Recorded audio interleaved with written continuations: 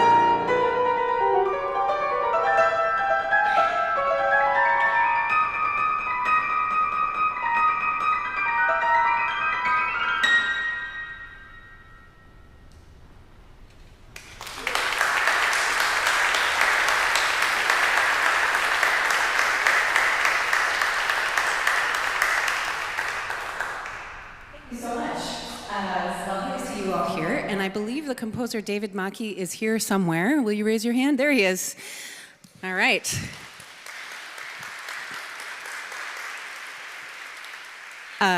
As Chris mentioned in his lovely introduction, you're free to stay after and talk to any composers that are here, and myself included, about the music that you're about to hear.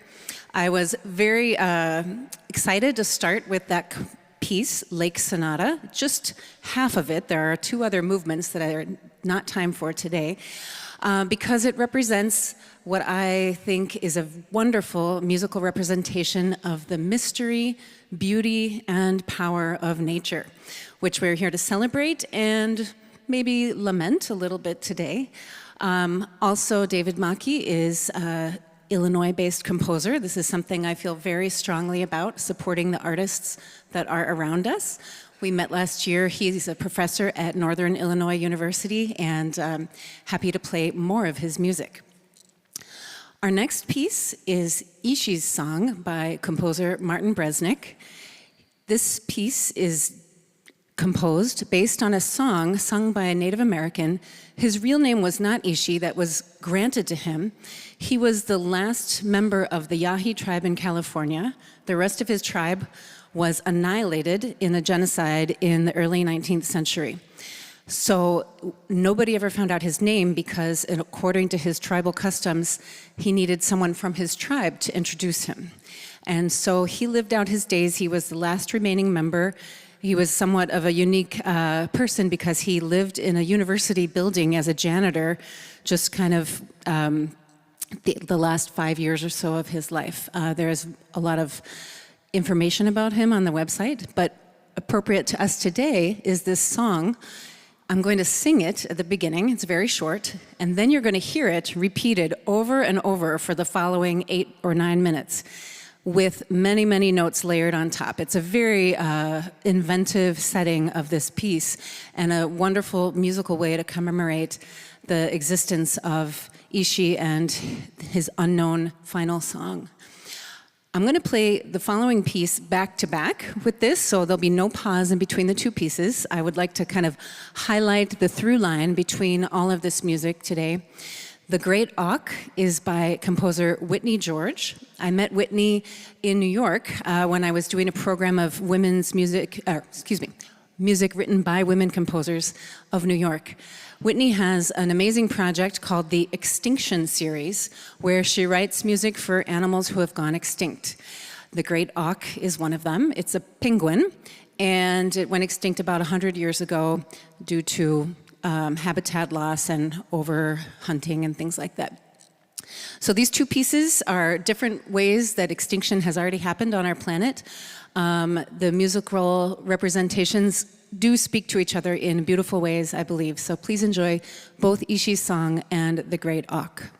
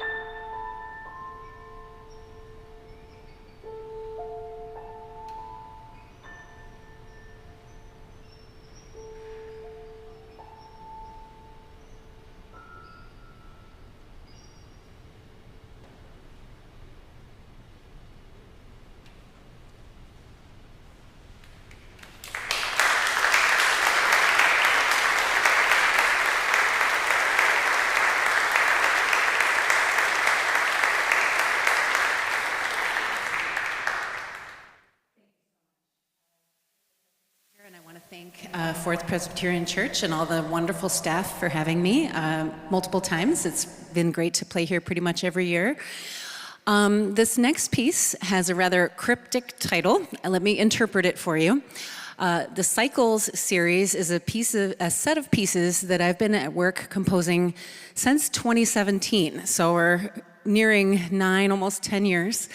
And this will be premiered all in one set someday if you're willing to come to like a 3-hour concert. It's a lot of piano music.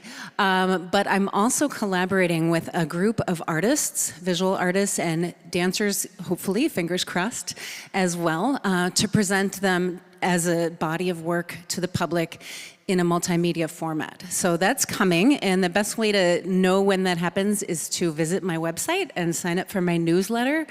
That's the most direct way I keep people informed. I also have, a little bit of social media, but my website is really the main place with the newsletters. But back to the works, Cycles. So there are 26 pieces. Today we're going to hear number 10, and in fact, this is the world premiere. No one else has ever heard it. So that is a fun thing. However, it's been a very difficult for me to include this on the program because of the meaning of room 284. This is the room that my grandmother was in as she lay in her final days in hospice. And 2017 was the year I started these pieces. It was also the year she passed away. So many of them have to do with themes of her and her passing. So I was really drawn. I actually was in this very building when I got the call that she had a stroke, and I rushed to California, where I'm from.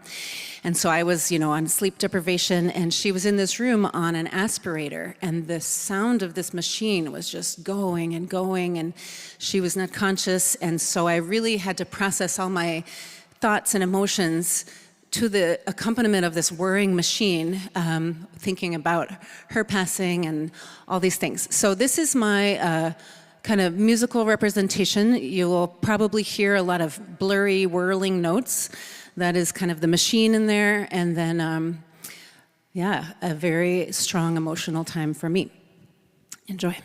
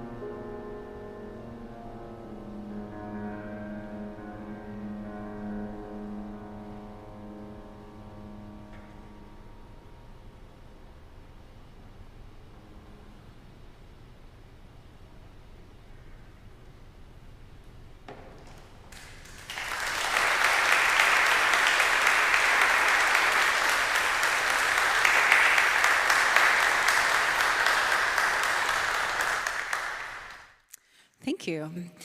Now we're going to move into a little bit more about the theme of this concert. Again, I'm going to play the next two works back to back because I thought we have a Flame from Florence Price, and then these three Passions for Our Tortured Planet from Brian Field. First, a little bit about Florence Price. If you haven't heard, she's a Chicago composer who lived roughly, 1910 to 1980 or so, and really worked very hard. She has a lot of distinguishing accomplishments to her name. For example, she was the first Black woman to have her music played by the Chicago Symphony Orchestra, or by any symphony orchestra for that matter. But a lot of her music went undiscovered until it was found in a house for sale on the South Side, and we got a wealth of her music. So she has really had a big breakout in the last 5 years or so. And this piece of hers, Flame, we have no idea what kind of flame she's referring to, but we can just infer from her music, so I won't influence your opinion on that. It is the oldest piece on this program, having been written in 1946, and it's really wonderful to be able to share her music with you today. Back to back with these three Passions for Our Tortured Planet, with movements of fire, glaciers, and winds. So the composer Brian Field wrote this work to highlight the climate change crisis that's happening, specifically related to the fires that were happening in California. As I mentioned, I'm from California, so this is very close to my heart. Members of my family actually did have to evacuate their homes, for quite a while, in 2022, I believe, which is when this piece was written. But what the composer did was he wrote this piece and then made it available to anyone who wanted to perform it, to support. And there's part of the proceeds from the rights of this music are going to help organizations that support the fight against climate change.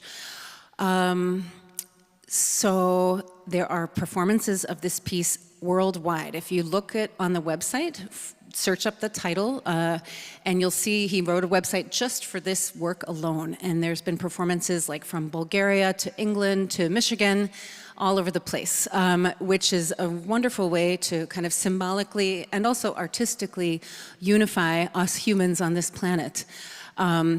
As I heard someone say, we got ourselves into this mess, together we can get ourselves out.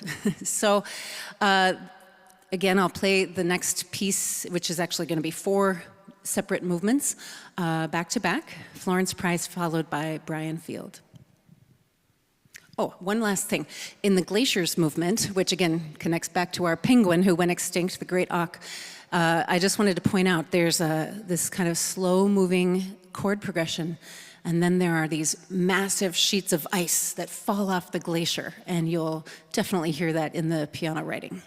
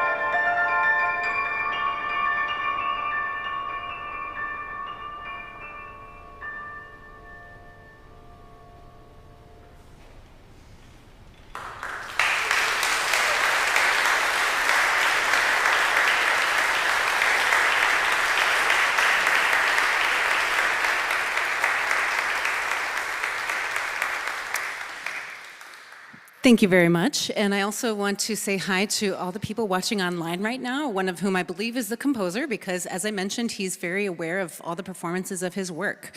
So hello to everybody in the world, really. Our next composer is another Chicago composer, and I don't see him here. Ephraim, are you here? No. Oh, he had to work today. It's very sad. He didn't know until even last night if he was going to be able to make it today. But he is a friend of mine, a colleague. I believe his teacher is right here, another composer. Chicago is alive and well with musicians, composers, performers, and I'm so happy to be living in this city. I am saying that on purpose because we're about to have a very big festival called the Ear Taxi Festival. I've brought lots of postcards. I also have some very large, very beautiful posters.